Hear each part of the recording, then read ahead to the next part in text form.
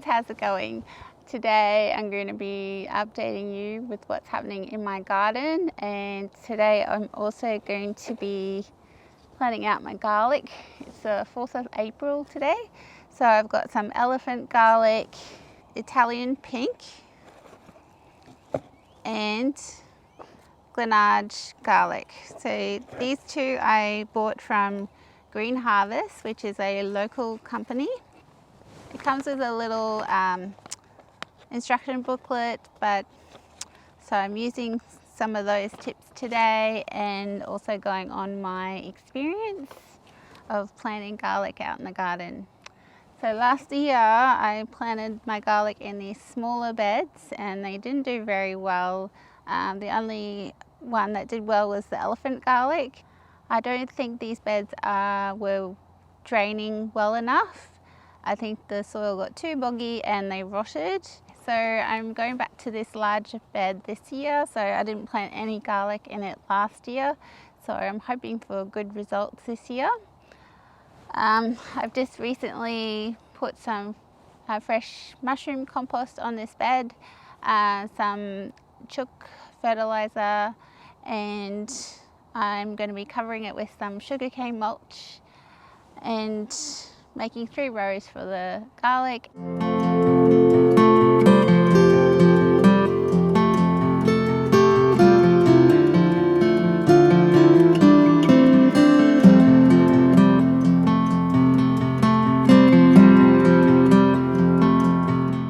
Okay, for those that are brand new to planting garlic, you're going to break it up into cloves.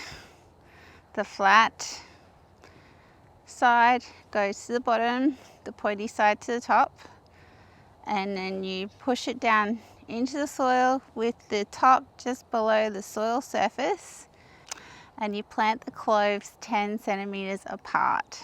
Okay, and I'm putting my rows about 40 centimeters apart. Okay, so I'm going to lay out my garlic first. I've got 20 cloves here, so I don't know how far they're going to go in my row. But anyway, I'm going to space them out evenly. Hopefully there's enough here. This is from my elephant garlic from last season. So I've only got a few cloves left. This stuff is awesome.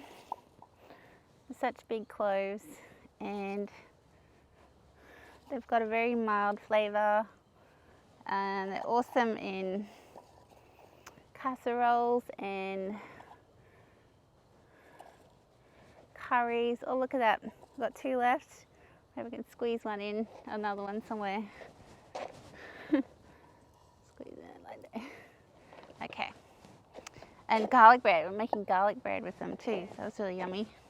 Alright, so I'm going to push it down into the soil just like this. Okay, that's tips just below the soil surface, and then just cover it up. Really easy, it's not hard.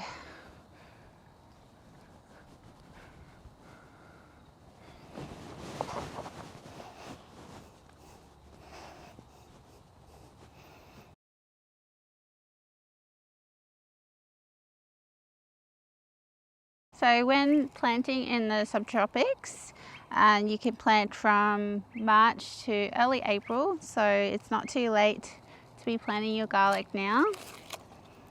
And I think it's a good idea to avoid a period of time when you know it's going to be raining a lot, because the last thing they need is to get too soggy, because they'll just rot before they even start to grow.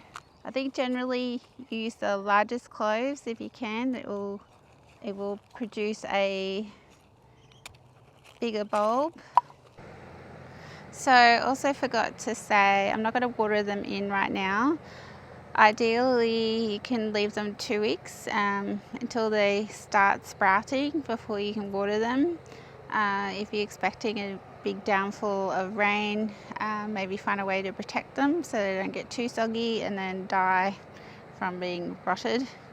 But yeah, I'm just gonna leave them be, and hopefully it will be a successful year for garlic. So there's something really satisfying about getting your garlic in the ground, probably because it takes a long time to grow, and once it's in the ground it feels like you've done a chore.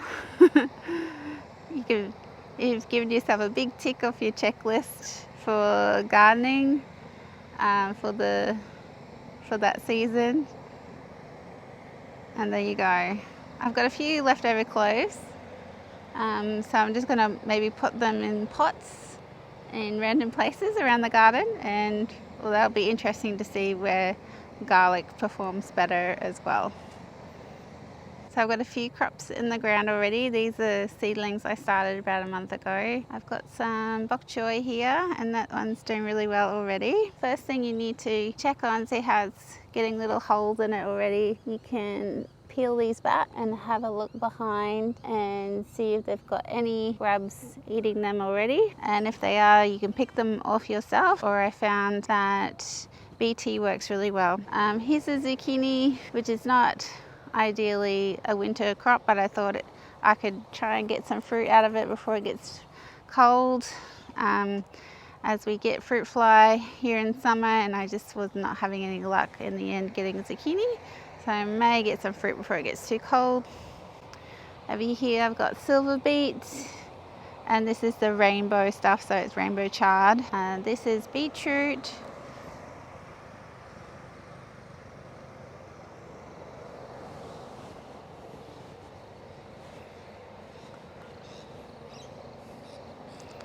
I've sowed 2 lots of carrots, so 1 lot of orange carrots and 1 lot of purple carrots, and then I've got some lettuce here and some baby broccoli. Now I found I didn't have any luck growing normal broccoli here in the subtropics, but other people probably have had luck. But I found that baby broccoli is really easy to grow. It does get attacked by the grubs and stuff, so you need to keep an eye on it as well.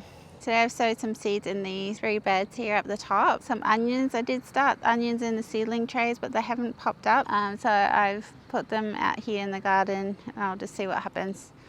And I am growing borlotti beans this year for the first time. So it'll be interesting to see how they perform.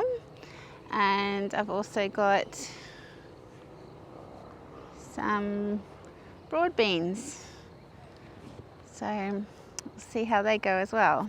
I've got 3 of these rectangular beds left to fill. So I've still got tomatoes, cabbages, sugar snap peas, and like kale and all that. So here at the front of the garden, I did have the 2 long raised beds, and the one that was sitting here was infested with nutgrass. I had to pull it out.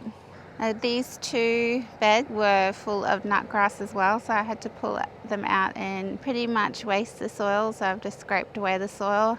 I've put them on this black plastic that you can get from Bunnings, so we use this plastic a lot to kill off weeds and stuff. This bed here is my problem child bed because the nutgrass is all the way through it. If anyone's got some amazing solution to get rid of nutgrass, I'm thinking of maybe just putting plastic in between the rows of whatever I decide to grow in here.